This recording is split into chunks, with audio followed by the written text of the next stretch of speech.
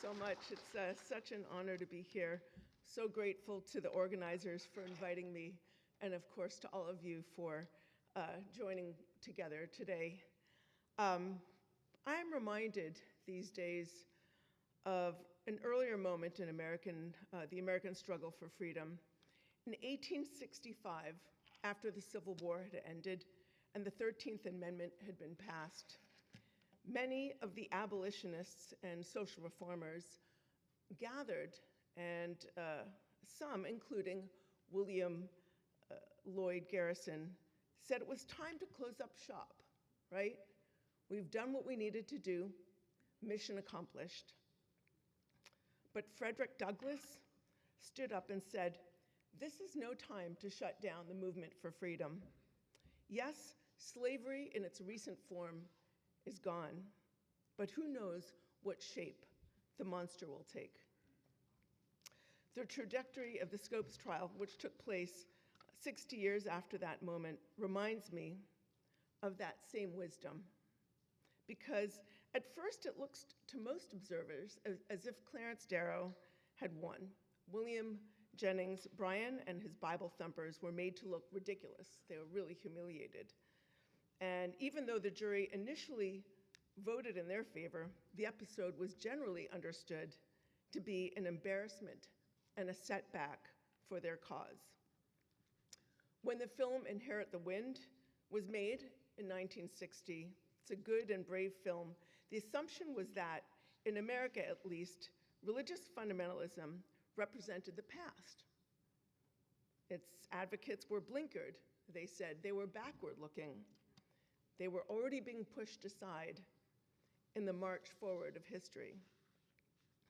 But I want to say now, who knew what new shapes that monster would take?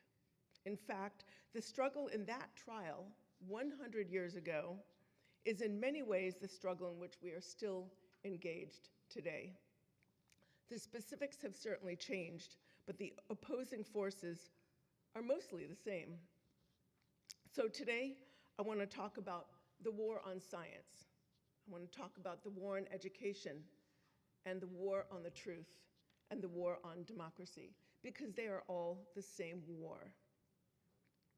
For starters, let's talk about our current president and administration's lunatic chainsaw attack on America's scientific research apparatus.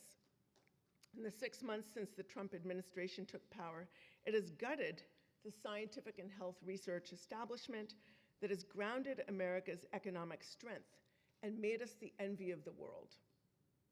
It has shuttered labs, destroyed agencies that handle food safety, destroyed organizations that approve new scientific medications, new health medications, drug safety. It has fired people who handle nuclear codes and air traffic safety. It has slashed weather research and people who handle weather emergencies. It fired people who run research labs at America's top universities. Many of those research labs have totally been gutted and the research mothballed. Make no mistake, this is a total war on science in America. If an enemy power wished to demolish one of the pillars of American economic, military, and political strength over the past century, this is precisely what they would do. If you listen to the Doge people, it's about saving money, but it isn't. The destruction of science is partly an ideological project, and it's partly an inevitable consequence of authoritarian politics. The ideological project says that science is hopelessly politicized by woke warriors who believe in lies like climate change, so it needs to be destroyed. It says that science has become a key part of what anti-democratic forces call the, quote, administrative state.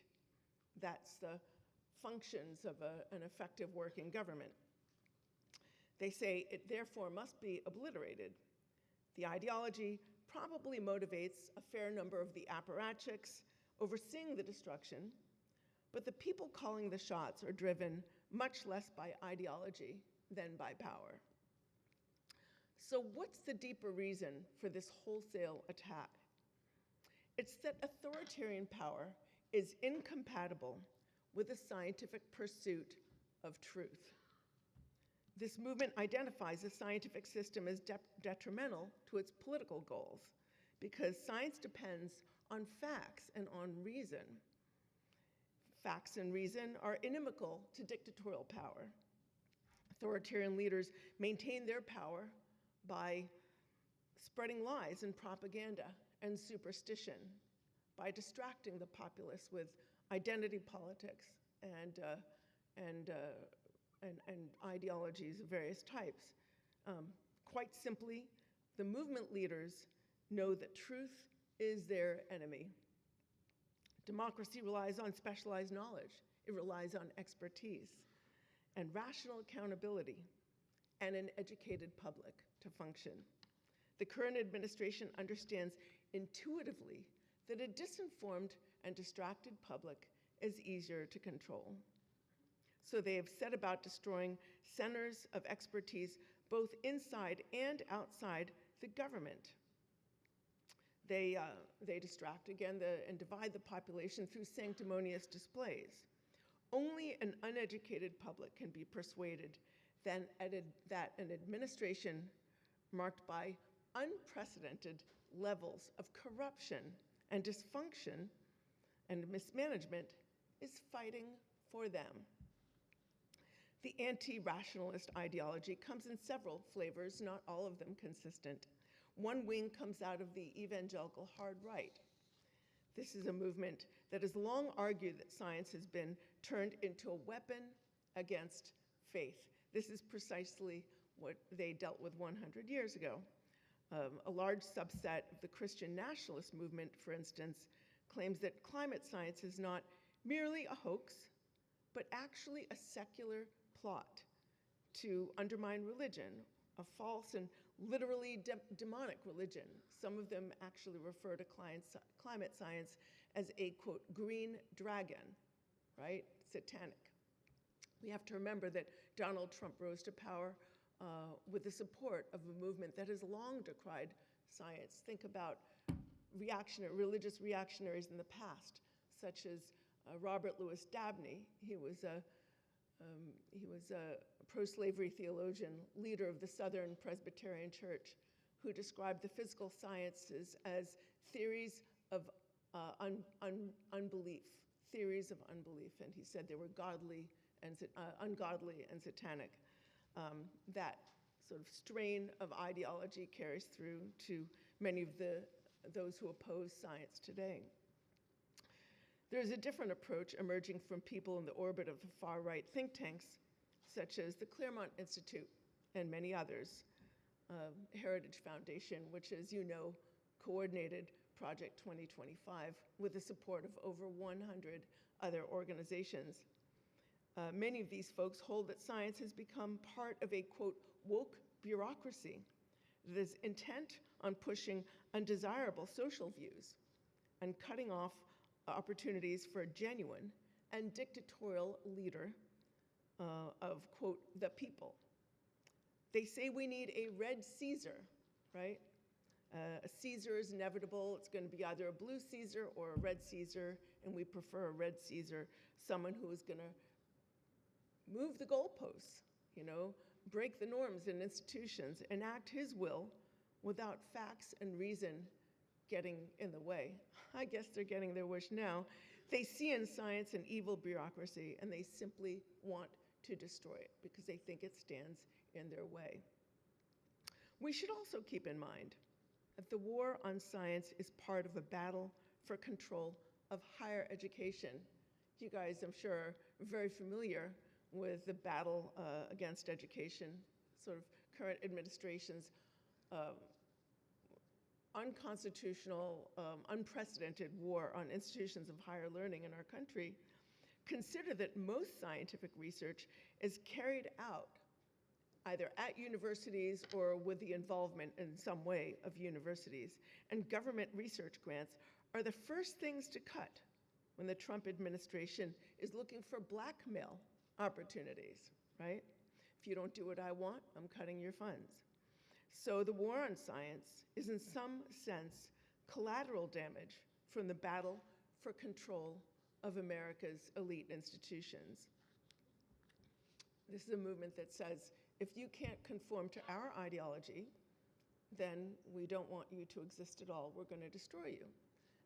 If you have opinions on your campuses that contradict, that go against our agenda, then we want to destroy you. This is a dictatorial move.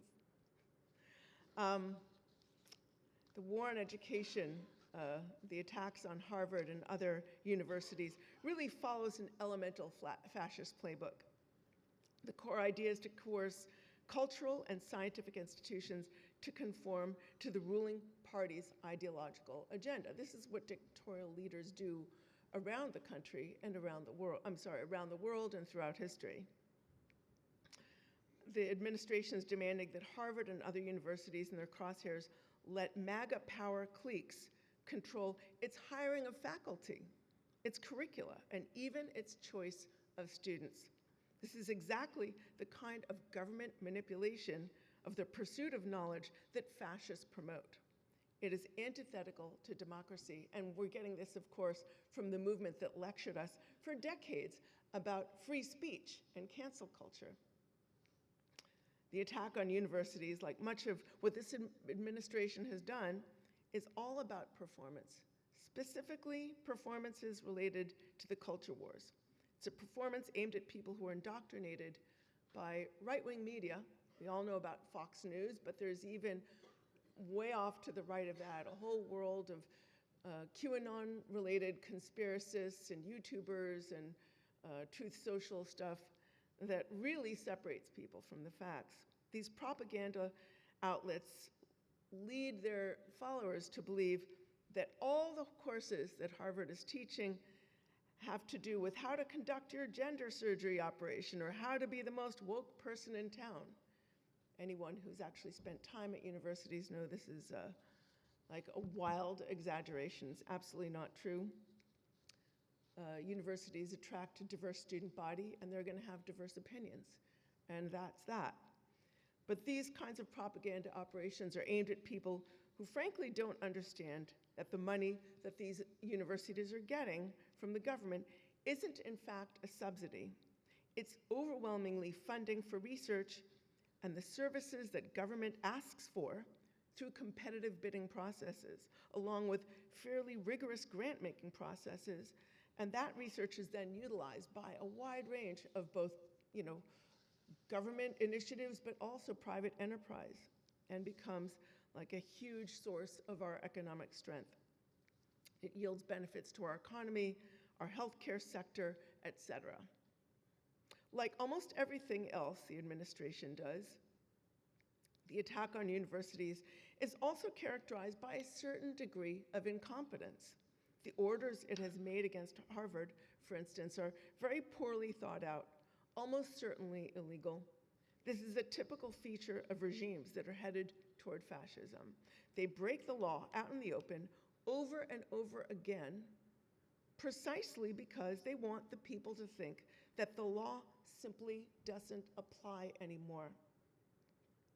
This is a movement, of course, that has defied the Constitution, ignored any laws that it doesn't conform to its agenda. The absolute premium on loyalty to the leader means that individuals with professionalism and integrity are positively unwelcome in the administration. They just want to appeal to their misinformed base, and any bad outcomes have to be covered with more lies. Gaining control of the institutions of education, of course, shows the extent to which the new right and Project 2025 radicals are driving the bus. They've long said that the only way for their movement to win is not just to smash the administrative state, right, which is, again, the institutions of a properly working government, but also to destroy cultural institutions like universities, which they think, again, have been captured by people who disagree with them and colonized by evil progressives. Anyone who doesn't agree with them, including, by the way, rhinos, Republicans in name only, which is any Republican who happens to disagree with this agenda, is characterized as a woke communist, okay? I mean, I go to these conferences, this is how I do my research, and every single person who is not on board with their agenda, Lynn Cheney, Adam Kitzinger, they're all woke communists. Mind you, again, this is a movement that lectured us for years about the fact that universities don't allow opinions that differ slightly from a sort of woke viewpoint. They spoke about the horror of cancel culture, but the free speech talk is a sham. They can't stand that there might be some people at universities that express opinions they don't like, so they want to destroy these institutions. And they want to build on the wreckage new institutions that will affirm their agenda and where there is a kind of absolute conformity with opinions that they want. So the attack on higher education is a really a piece. It's of a piece with this administration's attack on democracy on other fronts. A functioning government run by rational decision-making processes subject to ethics concerns and expertise is a hindrance to dictatorial power. This is really all about a war on the truth. Just as no individual is genuinely free in a state of delusion, no society can govern itself democratically in the absence of reasoned public discourse. Truth is therefore the great enemy of anti-democratic movements of all types. The attack on the truth is the way that they consolidate their power. In the pre-2016 American domestic political world, when the right was obsessed with what, in comparison today, are relatively minor scandals, in comparison with today, right? From Watergate, and by the way, I want to say, when Nixon tried to subvert the Department of Justice, his own party said, okay, that won't stand, you have to go now. It's not happening today. Or think about Hillary Clinton and the investment of several tens or maybe $100 or $1,000 of dollars in benefits from the Whitewater scandal, which, was it really a scandal? I mean, the mantra of the time was, it's not the crime, it's the cover-up. Now that phrase actually is an admittance, right? It admits that the truth still matters, right? All of that sounds pretty quaint now. There are no cover-ups anymore. There are only crimes. The state of play in America now is evident in the extraordinarily muted response to the sewer of corruption that is running through the White House. There is no parallel in American history, not by any means, with the current administration's crypto scams, meme coins, family business tie-ins with foreign governments, and countless other grifts that Trump and his family use to convert the public office into billions of dollars in private riches. We've never had a president before who accept $400 million Qatari palaces in the sky and things like that. There is no parallel to the supposed miracle of DOGE, where one of the government's biggest contractors, who happens to be the richest man in the world, along with his 19-year-old minions, 19, 20, 21 years old, are put in charge of all government contracts across the government. J.D. Vance, as we're now learning, actually brought his investment portfolio with him into the White House. And companies in which he had a stake won millions of dollars in federal contracts. To compare all of this with Watergate or even Teapot Dome is to say that serial killers are just fine because we've had some shoplifters in the past. In a functioning democracy, this degree of corruption would be on the front pages of the newspapers every single day, and it would be adjudicated in court. But this is where we are in America today. It's not just the degree of corruption that matters, but also its function. In a world where democracy is taken for granted, the unstated assumption is that corruption is simply a matter of personal venality, right? This is a person who just wanted to make some money in an unethical or illegal way, and they did it for themselves, and that's it, right? Under the anti-democratic pathology, however, corruption is the form of government. Put it simply, this is what monarchical leaders always did and still do in other places around the world. They suck money from the public and they distribute it amongst themselves and their cronies in order to reinforce their own power.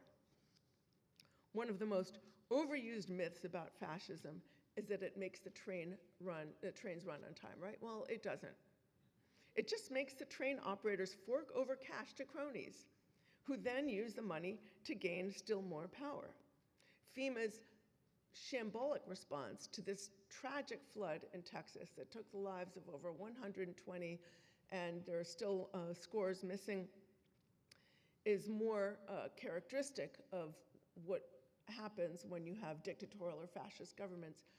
Trump and Noam lied and said, they denied the incompetence and they said, oh, we're making it better than it's ever been before. And Noam responded to the news of her, she took 3 days to, properly respond to this thing. She was too busy posting glamour shots of herself on social media. And then she called the reporting fake news. This is representative of authoritarianism in action. Given that the present administration rose to power with the support of the religious right, many people suggest that we're headed for a theocracy. They say they just want to create a theocracy. They want our laws to be based on a certain reactionary interpretation of the Bible. And certainly we're seeing the implementation of a Christian nationalist agenda in our laws and society. We've seen so many Supreme Court decisions that have eroded the principle of church-state separation, which, by the way, I want to say has the best piece of real estate in our Constitution. It's Congress shall make no law respecting an establishment of religion. It's a principle that has long been used to ensure democratic freedom. But this administration, I would say the end state won't be a pure theocracy. It never is in these sort of religious nationalist societies. I think, these societies are better described as cronyistic, kleptocratic, corrupt autocracies with theocratic features and also absolute suppression of free speech and persecution of political opposition. And I fear that unless we can, right the ship, that's where we're headed. Religious nationalism has brought to American politics the conviction that our political differences are battles between absolute good and absolute evil. The way I do my research, as many of you know, is I go to a lot of right-wing conferences and strategy gatherings and other meetings, and in those places you hear people describe our political battles as a battle between the party of life and the party of death. They describe the political opposition as demonic and satanic.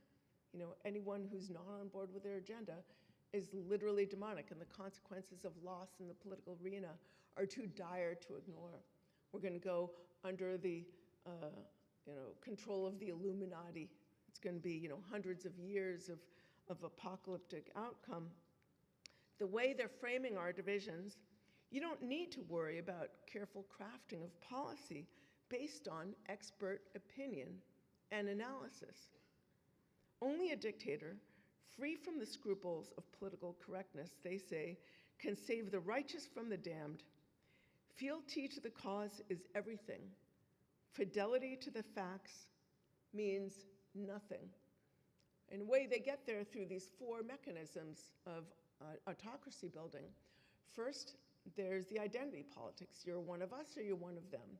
You're either pure or you're impure. You're an insider or you're outsider. Then there's the persecution complex, of course. Those of us who are the insiders, the true Americans, are the most persecuted group in society. We being persecuted by others, by those who truly don't properly belong. Religious nationalism is a form of exclusionary nationalism, right? It's a way to say that there are certain people who belong in America and others who don't properly belong. Then there's that apocalypticism that I referred to earlier. It's this idea that we're standing on a precipice, consequences of loss are going to be terrible. We're going to be, sent. I've heard one speaker say, we're going to be, Christians are going to be, put into boxcars, sent to re-education camps. We're all going to have to do Marxist struggle sections and things like that. And so, and that justifies the dictator coming in and saying, I alone can fix it. I'm going to ignore the rules. I'm going to break the norms. I'm going to break the institutions. But I'm going to be fighting for you. Because a lot of Trump supporters, they're led to really not think about the way democracies work. They're led to not think about what democracy means, what our Constitution actually says and how it's been interpreted over time. They just want someone who's going to crack heads, and as long as those heads belong to the people that they have been told are responsible for their troubles. What we're learning today is that the US constitutional system is not really designed to sustain bad faith attacks from within. It's really only designed, only really works when it comes to respect for certain kinds of norms and institutions. It really only works when you have respect for the truth. What was that quote that Thomas Jefferson had? You can have a democracy or you can have a disinformed public, but you cannot have both. I'm paraphrasing here a little bit. So, a lot of people are asking today, how did we get here? Well, the one sad thought I keep returning to is it really didn't have to be this way. Yes, there are long-term forces at work. Rising economic inequality that has made a lot of people feel like they're being left behind in our society, who have legitimate grievances, but they've been told that their grievances are not because of economic forces over time. They're really being taught to target scapegoats for their problems. And the movement is very good at, sort of gathering up those grievances and hurling them at their political enemies. And by the way, I want to say that a lot of those religious right leaders are very implicated in these long-term economic forces, because the religious right, as many of you know, or those of you who have read my work, religious right leaders have allied with hard right economic figures that have poured billions of dollars into this movement over decades, and that have married a kind of hard right religious nationalism or hard right fundamentalism with hard right economic ideology. I mean, think about the billionaires funding this movement, people like Barry Seid or the Corkerys or Filer, or think about the Bradley Foundation, the Sky Foundation, and the Wilkes brothers and Tim Dunn, and so many others. Think about Elon Musk. Think about some of the tech bros who have kind of formed, I would say, in a strategic alliance with this movement. I think for many of them, they just see it as the price of doing business. They're not really motivated at their core by any kind of culture wars or religious feeling. These funders, religiously, are all over the place. Some of them are evangelical. Some of them are ultra-conservative Catholic. Some of them are Jewish. Some of them are quite atheistic, even though they often adopt a kind of, I would say, like religious identity, sometimes for strategic purposes. The thing they really want is right-wing economic policies. They want deregulatory policies that will benefit them. Many of them are involved in polluting businesses. Oil and gas, of course, has been a traditional and earlier era funder of this movement, going back to the 1930s, even earlier 1920s. and continues to maintain an alliance with hard-right religious leaders today. Many of them, have a kind of pro-libertarian economic ideology, or so they say, right? They say, we just want to let the markets do their things, we're pro-capitalist people, and yet many of them are seeking protective policies for their monopolistic businesses. Many of them are seeking deregulatory policies for the environment because they don't want any limitations on their polluting businesses. And many of them are seeking government subsidies. Think about Musk himself. He's received billions of dollars in taxpayer subsidies. But how do you get the little people, right, the rank and file, to vote for these kinds of policies? Well, that's where the religious nationalism comes in. That's where the culture wars come in. You get people to vote on a single issue, like abortion, you can control their vote.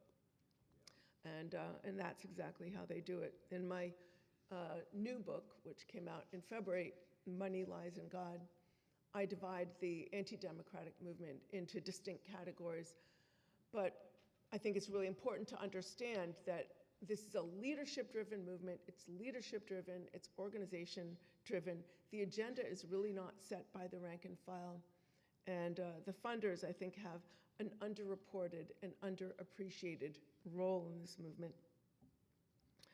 So, we're seeing this dynamic in America today, but I want to note that it's not just Trump, it's not just America, frankly. It's a whole system that generates a deadly mix of mass discontent and mass disinformation. We're also seeing the rise of propaganda networks around the world that are distracting and disinforming the public. That's where sort of lies fits into the title of my book. A lot of these sort of deep-pocketed funders are investing massive amounts of money and resources into these disinformation networks that are, making people think that when they cast their vote, they're defending family values, say, when in fact they're supporting politicians whose policies are making it so much harder for American families to succeed. Even so, with a sort of against a global backdrop, I think it's really important to note that some countries do find ways to recover, and others just go deeper into the hole of reactionary, theocratic, kleptocratic authoritarianism. So the big question today is, what is to be done? Well, I think the first step is to get out of bed. This is no time to sit back and think that there's some magic pendulum in the sky that's going to, course correct. This is a movement. They didn't, when they lost in 2020, they didn't get into bed and suck their thumbs, did they? They got out there and they determined to fight. They did things we would never want to do. They spread lies and disinformation, and they inspired and in some instances organized political violence. We would not want to do either of those things, but we would take note of their determination. We also have to say that I think we need to reject the cynical efforts to deflate the threat today. The standard form of denial is to say that politicians have always lied, that presidents have always tried to pull one over on the branches of government, that our system has always been for sale. This is, again, a bit like saying you've heard the neighbors shouting at their kids sometimes, so it doesn't matter if they start breaking their legs. Another form of denial is to suppose that the rot will stop at some natural process of self-correction, that pendulum in the sky, right? The guardrails are going to hold. Maybe the authoritarian regime will just get a few policy things in order, and then they're just going to pull back and stop interfering with people's freedoms. This is wishful thinking. Fascism isn't a policy program. It is a political dynamic that afflicts political systems, right? It gets worse if it isn't treated. Today's crimes will necessitate further crimes. Corruption now requires still more corruption tomorrow. Fascism thrives in a state of emergency. And the thing that happens with fascist governments is they often succeed by producing the kind of incompetence and malfeasance that bring about precisely the emergency that they need to continue. Yet another form of denial is to blame the victim. In this case, that tends to mean blaming the Democratic coalition, or the anti-MAGA coalition, I should say.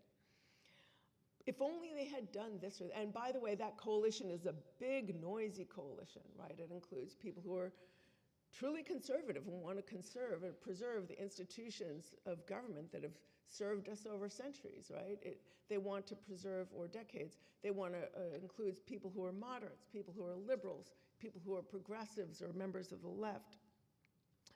And a lot of people say, well, if only they'd done this or that, if only they'd listened to me. I hear versions of that all the time.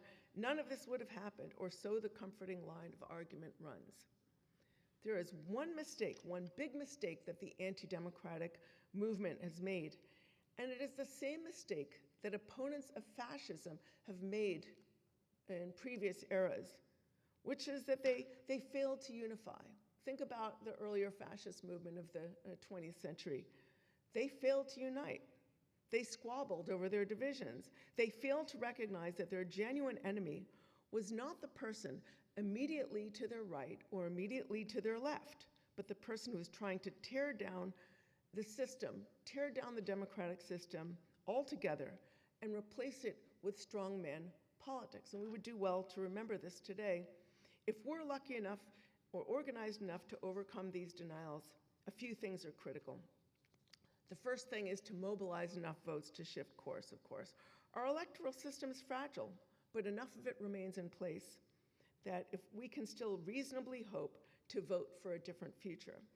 There is no substitute for voter turnout, and we have elections in less than a year and a half.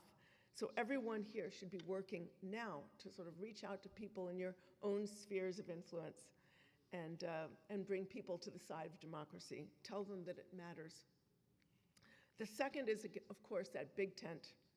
To paraphrase a former president, the person who agrees with you 80% of the time is your 80% friend and not your 20% enemy.